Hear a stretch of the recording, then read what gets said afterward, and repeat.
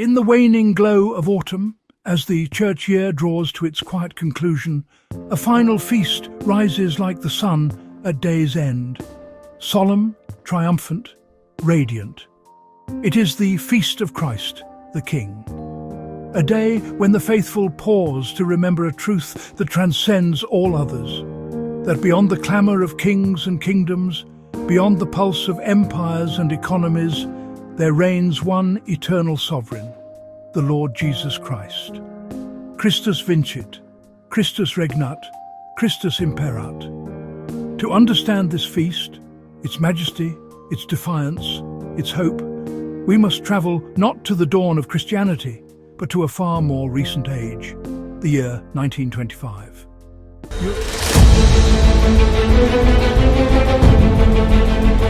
Europe still trembled in the aftermath of war. Thrones had fallen. Ideologies had risen. And amid the confusion, one man, sitting upon the chair of Peter, discerned the sickness of the world and the cure it desperately needed. His name was Pope Pius XI. In the early decades of the 20th century, the old order of the world was cracking apart. The Great War had left a scar upon humanity so deep it seemed to split the very soul of Europe. Kings and emperors who once ruled by divine right were cast aside. Monarchies, long seen as reflections, however dim, of divine authority, vanished into the fog of modern revolution. Across nations, the new gods of the age emerged: nationalism, secularism, materialism. Each promised salvation, each claimed loyalty, each demanded worship. But as these new rulers arose, they shared one trait: the rejection of the divine.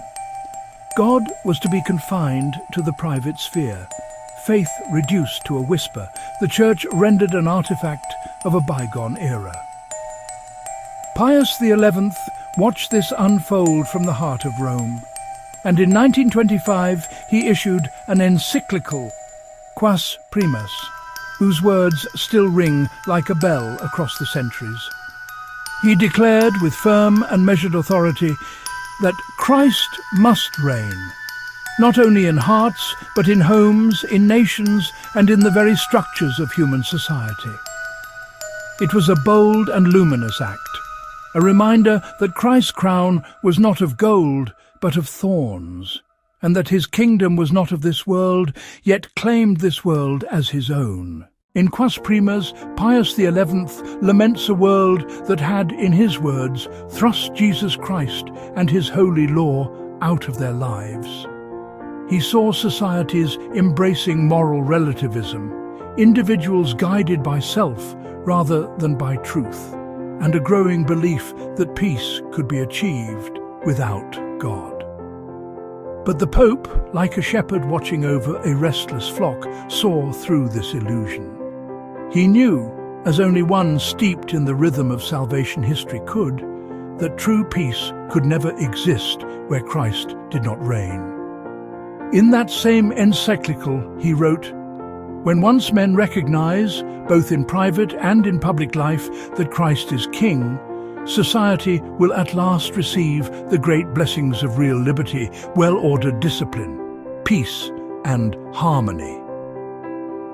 He was not calling for a theocracy, but a transformation, a reorientation of human hearts and institutions toward divine truth.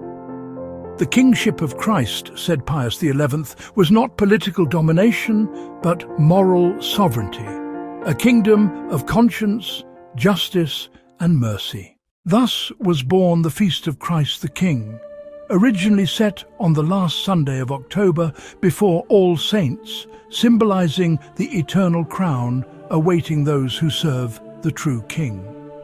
But the liturgical reform following the Second Vatican Council would later move this feast to the final Sunday of the church year, a fitting crescendo to all that has come before.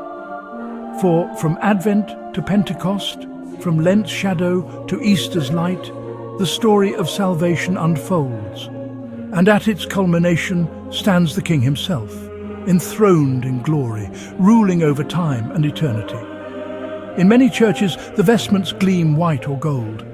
Candles shimmer. Choirs lift their voices in triumph. To him be glory and dominion forever and ever. Yet, beneath this splendor lies something quieter, more intimate.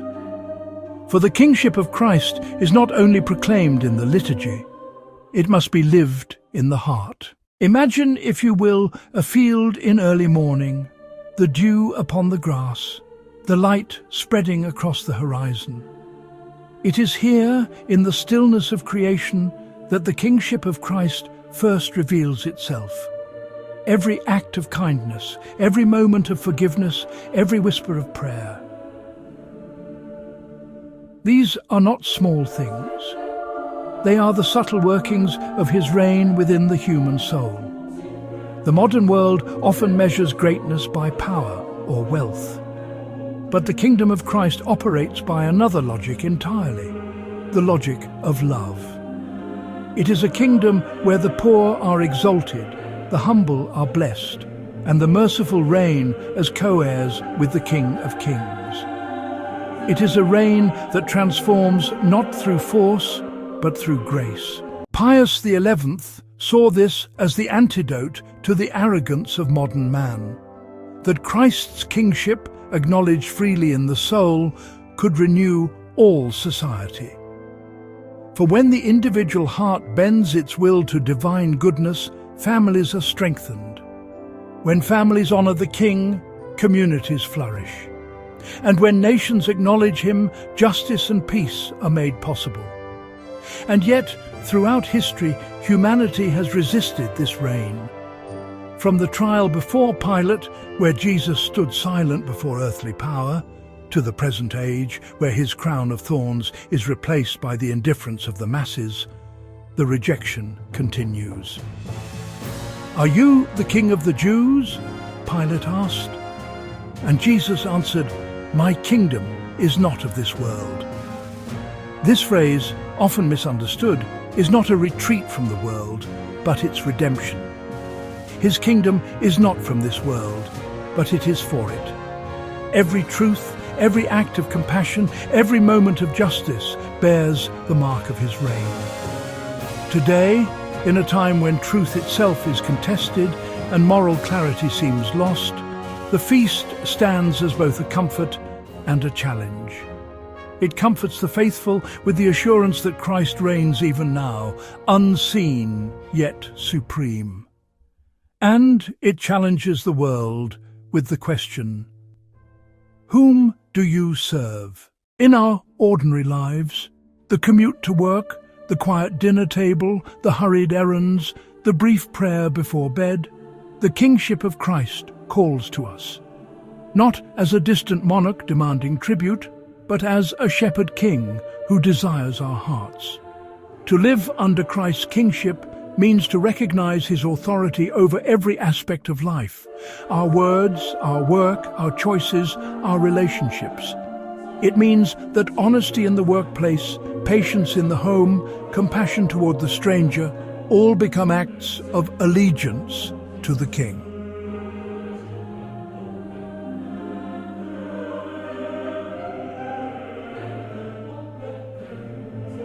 When the world prizes self-assertion, the Christian bows in humility. When society exalts wealth, the believer treasures generosity. And when others build walls of division, those who live for Christ the King build bridges of mercy. In this way, his reign spreads, not by conquest, but by conversion, not through law, but through love. For Pius XI, the feast of Christ the King was more than a devotional act. It was a declaration of defiance. He saw the encroaching powers of totalitarianism, the lure of secular ideologies, the false promise that man could save himself. And he knew the antidote was not another political system, but a person. In his encyclical, he warned that societies rejecting Christ would reap only disorder and despair. He urged Catholics and all people of goodwill to restore Christ to his rightful place, at the center of every home, every law, every culture.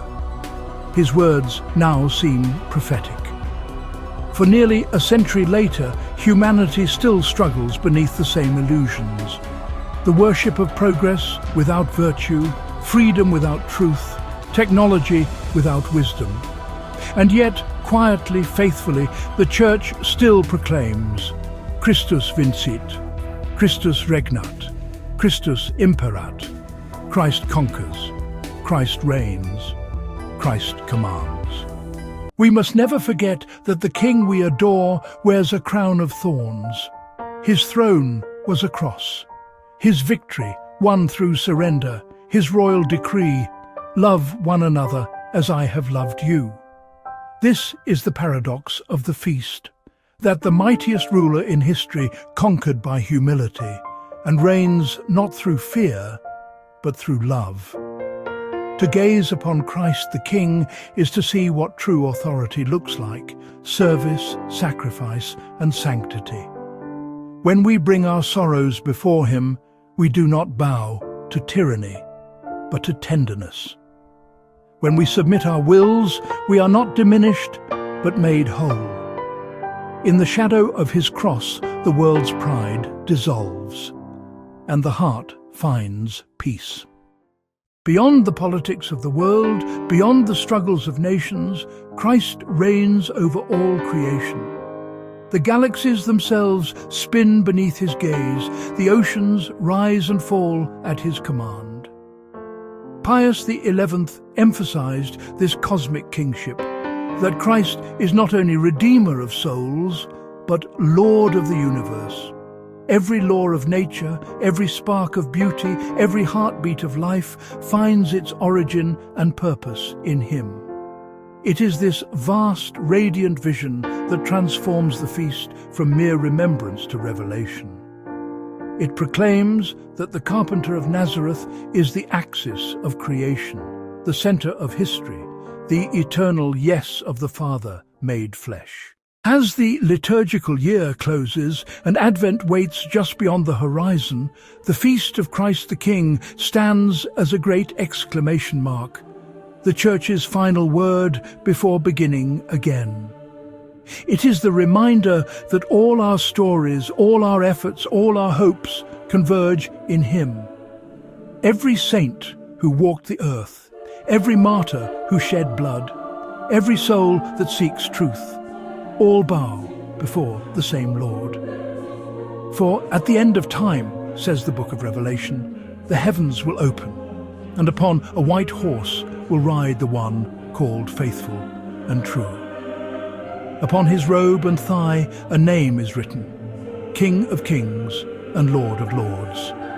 And when that day comes, the kingdoms of the world will pass away like shadows at sunrise.